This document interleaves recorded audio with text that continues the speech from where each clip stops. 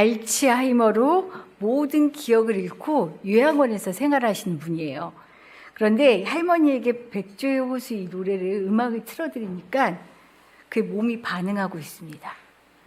과거 1960년대 뉴욕 발레단에서 활동했던 프리마 발레리나래요. 프리마 발레리나는 주연을 담당했던 사람인 거죠. 스스로 어떤 기억도 못 해낸다고요. 이름도 모른다고 그래요. 그리고 몸도 보시는 것처럼 자유롭지가 않습니다. 그런데 어때요? 음악을 듣더니 손짓은 물론이고 저는 그 눈빛까지 음악을 따라가는 것을 보고 정말 깜짝 놀랐어요. 뇌는 기억을 잃었지만 몸이 기억할 정도로 수백 번, 수천 번의 연습이 치매를 비웃는 장면이다, 순간이다 이렇게 얘기하더라고요. 상상을 한번 해보죠. 우리가 이 마르타 할머니처럼 모든 기억을 잃어버리고 내 의지대로 할 수 없을 때 나에게선 뭐가 나올까? 이 생각이 들더라고요. 나에게선 뭐가 나올까? 오늘 말씀을 보면 예수님 역시 습관에 따라 하신 일이 있습니다. 습관은 오랫동안 되풀이해서 몸에 익어 굳어진 행동을 우리가 습관이라고 얘기하죠. 습관에 따라 했다는 것은 몸에 밴 행동이다라는 말이에요. 예수님의 몸에 밴 행동은 무엇일까요?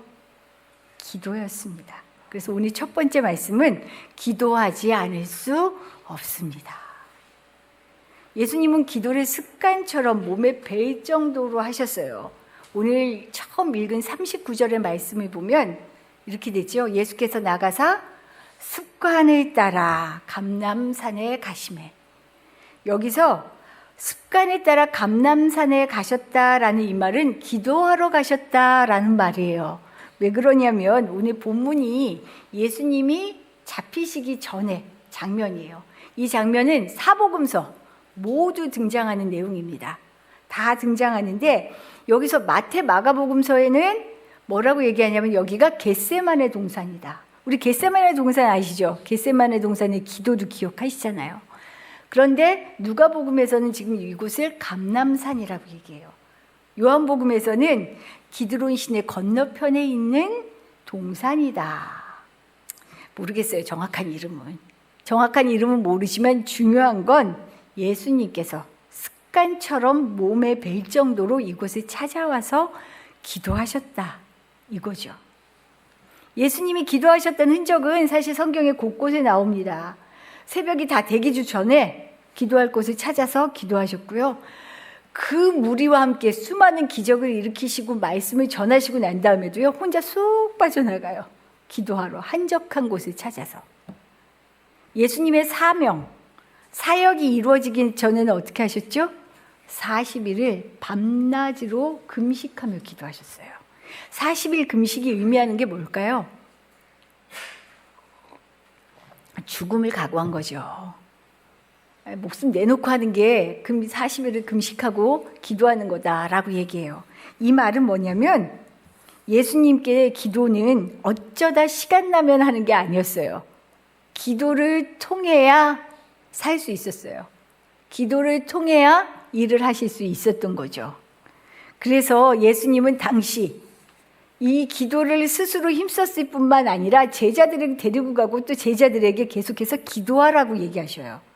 오늘도 기도해야 할 이유에 대해서 40절과 46절에서 이야기하거든요. 40절에 보면 뭐라고 얘기해요? 유혹에 빠지지 않게 기도하라. 그리고 나서 겟세마네 기도잖아요. 이게 기도를 정말 땀방울이 핏방울이 되도록 기도를 딱 하고 왔는데 제자들이 지금 뭐 하고 있어요? 잠이 들었어요. 사실 너무 피곤하면 잠 들지요. 전 지난주 새벽에 눈이 안 떠지더라고요. 나왔는데 목사님 설교하는데 저는 눈을 이렇게 이러고 있었어요. 눈꺼풀이 내려앉는 순간이 있어요. 근데도 예수님은 이 상황에서도 뭐라고 얘기하시냐면요. 어찌하여 자느냐? 시험에 들지 않게 일어나 기도하라. 빠듯한 일정으로 다 아는데 그래도 시험에 들지 않게 기도하라라고 얘기해요. 이처럼 예수님께서 습관적으로 몸이 벨 정도의 기도를 하신 이유가 뭘까요? 당신을 이 땅에 보내신 아버지의 뜻을 날마다 확인하는 거예요. 그리고 또 물어보는 거예요. 내가 뭘 어떻게 해야 되죠? 그리고 어떻게 해요? 내가 가야 할 길이면 받아들이고 가겠습니다. 가기 위한 힘을 얻는 거죠. 영적 에너지를 얻는 순간이에요. 힘을 얻기 위해서 기도합니다. 세상에서 사람의 몸을 입고 사는 한 우리는 이 의식적으로 하지 않는 한 이거 정말 어려워요. 편한 게 좋잖아요. 쉬운 게 좋지요. 그리고 더 많이 가지면 좋고요. 더군다나 내가 하고 싶은 대로 하면 제일 좋고요. 이걸 유혹이라고 이야기합니다.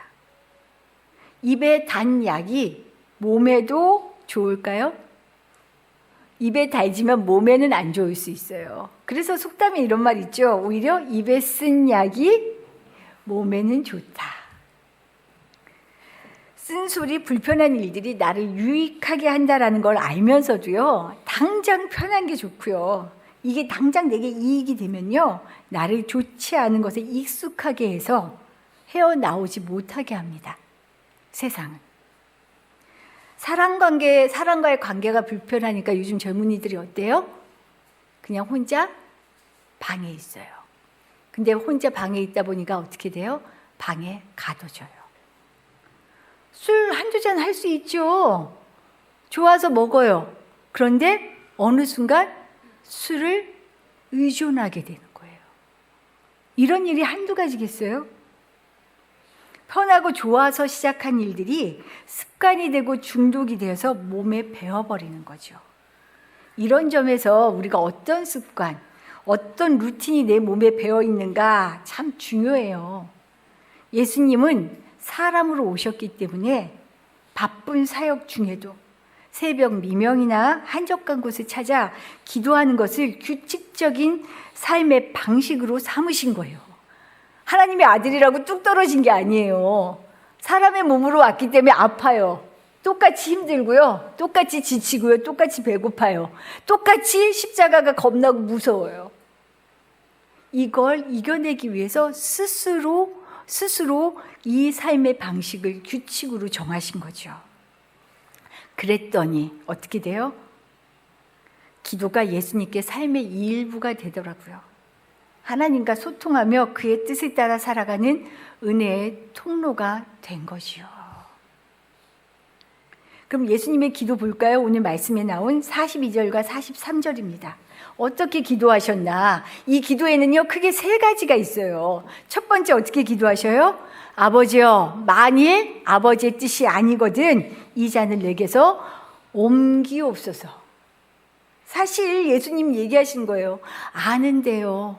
나 십자가를 지러 온 거 아는데요. 하나님, 옮길 수 있으면, 주님 괜찮으면 이것 좀 그냥 비껴가게 해주시면 안 돼요? 자기의 솔직한 심정을 토해내고 있어요. 기도는 여기서 시작해요. 자기의 솔직한 심정을 얘기하죠. 그런데 이 중에서도, 이 와중에도 예수님이 잃지 않는 게 있어요. 어디예요? 관심이 하나님께 있습니다. 두 번째 기도예요. 그러나 내 원대로 마시옵고 어떻게 해요? 아버지의 원대로 되기를 원하나이다.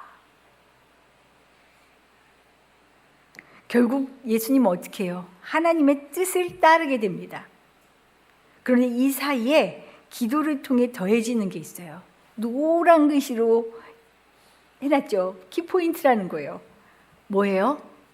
천사가 하늘로부터 예수께 나타나 힘을 더하더라. 이거예요, 이거. 세상에서 하늘을 살아가는 힘, 내 힘, 내 능력으로는 안 돼요. 될 수가 없습니다. 하나님이 부어주시는 은혜, 이것이 하나님의 뜻을 따르며 살아가는 원동력이고 힘이에요. 기도했더니, 하나님의 뜻을 구했더니 이걸 살아낼 힘을 주시더라는 것이요. 기도하면서 내 뜻이 반드시 이루어져야 돼 라는 기도는 그런 말씀하시면 안 돼요. 내 뜻이 아니고 아버지의 뜻이 이루어지는데, 그래서 나는 좀 고달픈데 이거를 이겨낼 힘이 생긴다는 거예요. 기도가 이런 능력이 있어요. 그리고 그게 좋은 거예요. 놀랍죠. 예수님조차도 세상에서 하늘의 뜻을 살아갈 것이 힘든 고난이었습니다. 근데 우리한테 오죽하겠어요.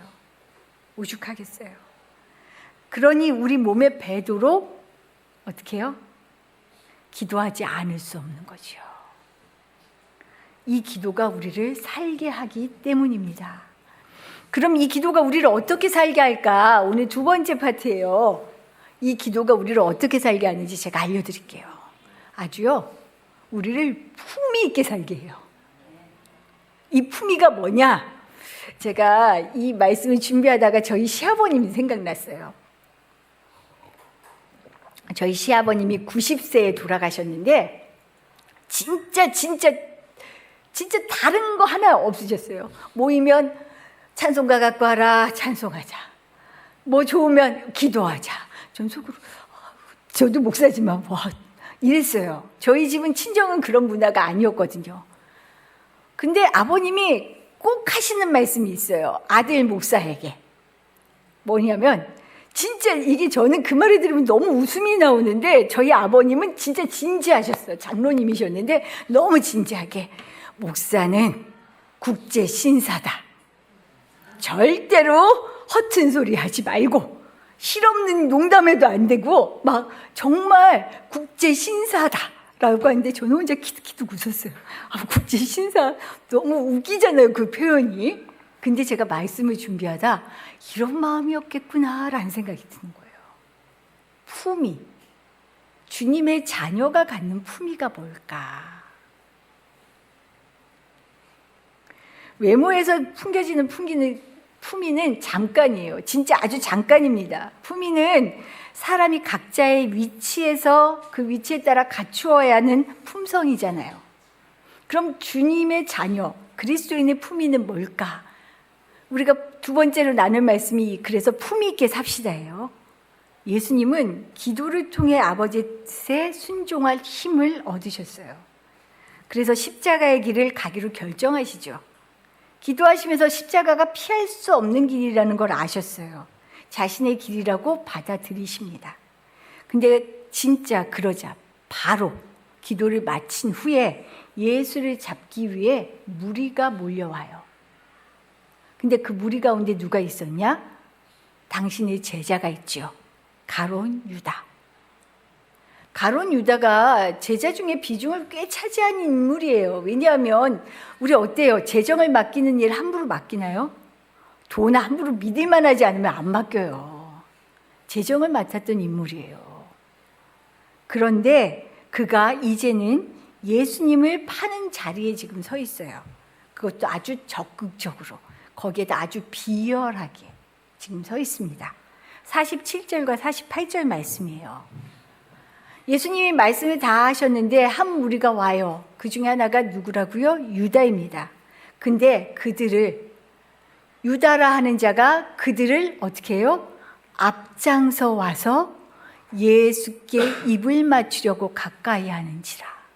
앞장서서 와요. 그럼 예수님께 왜 입을 맞출까요? 전후 다른 복음서의 말씀에는 이 부분이 나와요. 어둠이 깔려있는 이때 예수님의 얼굴을 제대로 알아보지 못할까봐 내가 알려줄게. 내가 입을 맞추는 그가 예수니까 그때 잡으면 돼. 겉으로는 어때요? 가면을 썼죠. 제자로 예수님을 사랑하는 척하면서 다가가 입 맞추려고 하는데 그게 어떤 거예요? 아주 비열한 방법.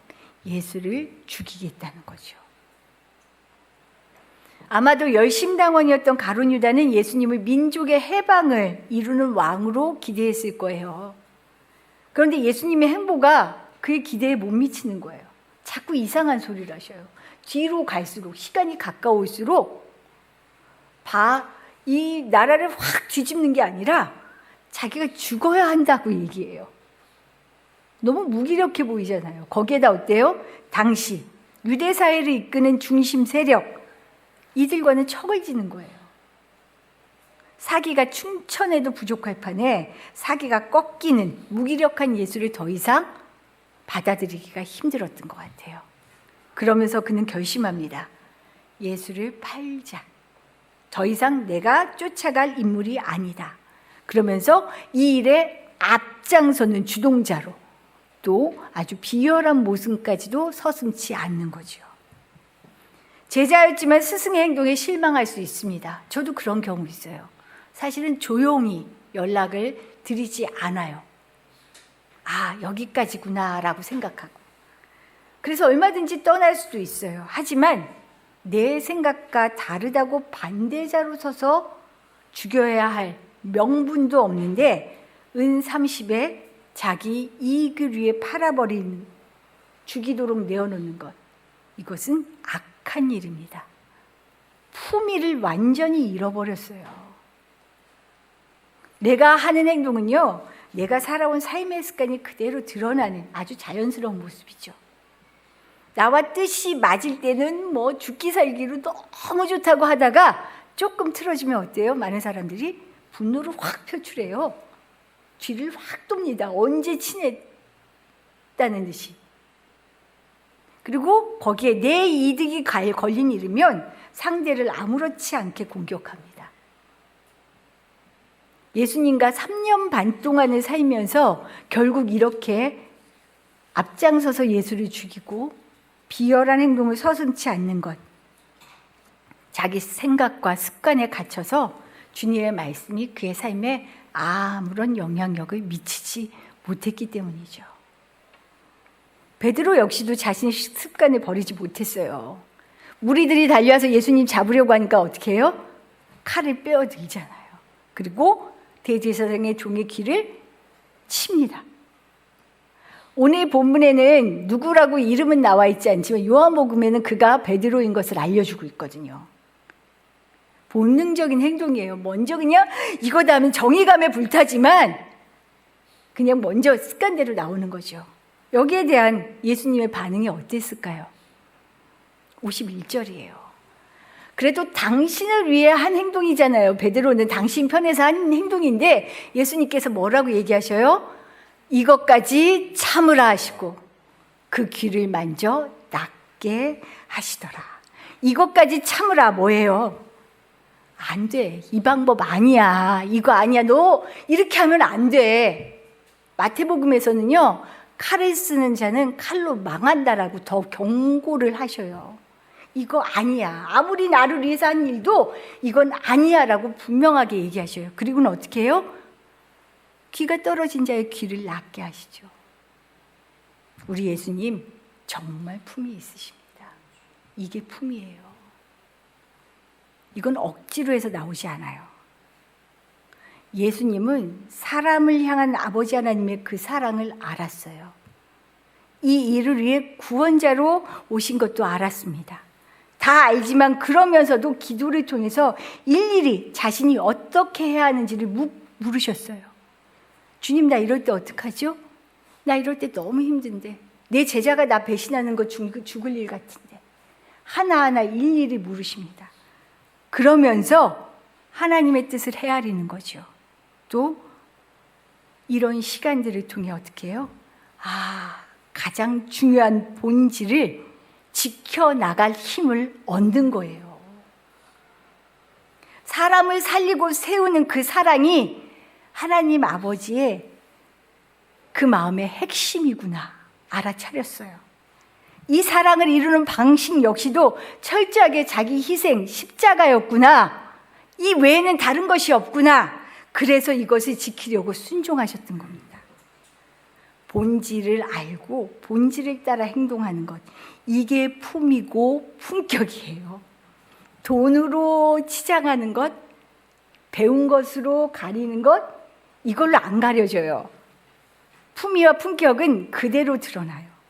그리스도인의 품위는 바로 이것, 주님의 말씀하신 사랑, 그 핵심을 지키고 드러내는 데에서 나오는 거죠.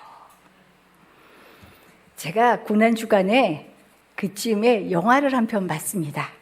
우리나라 영화 1600만을 넘은 영화 뭐가 있죠? 왕가 사는 남자. 저 안 보려고 그랬어요. 저는 슬픈 거 정말 못 봐요. 이게 막 이걸 감당을 못해서 안 보기로 결심했었던 영화예요. 옆에서 막 다들 보라고. 근데 단종 이야기 난 못 봐. 근데 저희 작은 녀석이 그건 봐야지 엄마. 그러면서 핸드폰으로 싸게 보는 것까지 막 이렇게 해갖고 결국 보게 됐어요. 저는 기대를 안 하고 봤어요. 너무 슬프면 어떡하나 하고 기대를 안 하고 봤다가 너무 큰 여운을 남겼어요. 마지막 장면은 정말 예수님이 생각날 정도로. 단종이 폐위가 돼서 유배지로 왔죠. 가봤습니다. 황무성 집사님 덕분에 영월에 계실 때. 그 유배지에 있는 동안 그곳에 그 마을의 촌장 어몽도라는 사람이 가난이 지질이 가난한 우리 마을 사람들 흰 쌀밥 한번 먹여보자고 그래서 이 유배지에 온 단종과 함께 생활하죠. 근데 잘못 착각이었죠.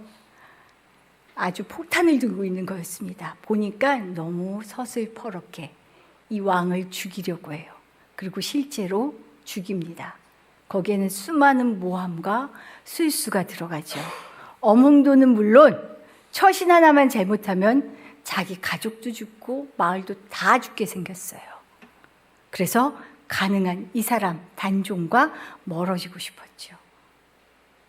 실제 이 단종 영화에서 보면 마지막에 죽임을 당하고 거적에 쌓이죠. 그 다음에 어떻게 해요? 묘지도 만들지 말라고 강가에 던져버립니다. 근데 어몽도가 그 시신을 따라 막 가요. 물가에 가서 그 시신을 푹 껴안아요. 저는 이 대사가 춥지요, 이제 됐어요 하면서 묘를 쓰더라고요. 그래서 찾아봤어요. 실제는 어땠을까? 그랬더니 실제 어느 누구도 시신을 거두면 안 되고 묘를 쓰면 안 된다. 근데 어몽도라는 사람이 실제 묘를 만들고 거두어서 가족이 모두 도망가서 피신해서 살았다라고 나오더라고요. 아리마대 사람 요셉이 이런 마음이 아니었을까 싶어요. 너무 무서워서 예수의 제자라는 것을 숨기고 살았거든요. 근데 예수님이 십자가에 달려 죽으신 이후에 너무 용감하게 빌라도에게 가서 시신을 달라고 요구합니다. 예수님의 시신을 안고 어떤 마음이었을까? 너무 아프셨죠. 너무 아팠지요. 이 마음이 간절했을 것 같아요. 이건 아무나 못해요. 진심 어린 주님이 주시는 사랑의 마음이 아니면 이런 용기, 이런 일 할 수가 없지요. 제가 이 영화를 보면서 깨달은 것이 있습니다. 품위는 옳은 일, 본질에 의리와 지조를 지킬 때 드러나는 거예요. 사람은 의리가 있어야 돼요. 그리스도인의 품위는 나의 유불리를 떠나서 주님을 신뢰하고요. 그 말씀을 살아낼 때 그리스도인의 품위가 드러나는 거예요. 사랑이신 주님, 사랑으로 살아가는 자기 희생에 그 사랑이 드러날 때 아유, 귀하다 이 생각이 들죠. 사람은 살던 습관대로 살게 되어 있습니다. 그러고 나니까 무섭더라고요. 나는 진짜 치매는 두 번째 치고요. 제가 일부 예배 때도 그 얘기 들었는데 가끔 그런 생각 들지 않으세요? 내시경 할 때 수면제를 먹으면 수면제 먹으면 이렇게 속에 있는 말이 나온다면서요. 내가 전 수면 내시경을 딱 한 번 해봤거든요. 겁나더라고요. 내가 또 헛소리 할까 봐. 거기에다가 남편 욕 나올 수 있잖아요. 그치요? 별의별 마음이 다 나올 수 있지 않아요? 근데 제가 그 생각이 들더라고요. 하나님, 내가 진짜 내시경 그 수면 주사를 맞거나 내가 치매에 걸려도 내게서 주님 소리가 나올까요? 누가 봐도 정말 국제신사같이 전 여목생과 국제 숙녀까지 같이 살았다는 말을 들을 수 있을까요? 아무것도 할 수 없는 모든 기억을 잃은 발레리나가 백조호수 그 음악에 눈과 몸짓에 맞추었던 것처럼 우리는 품위 있게 삽시다. 예수의 사랑이 드러날 수 있는 그런 인생 되시기를 축복합니다. 기도드릴게요.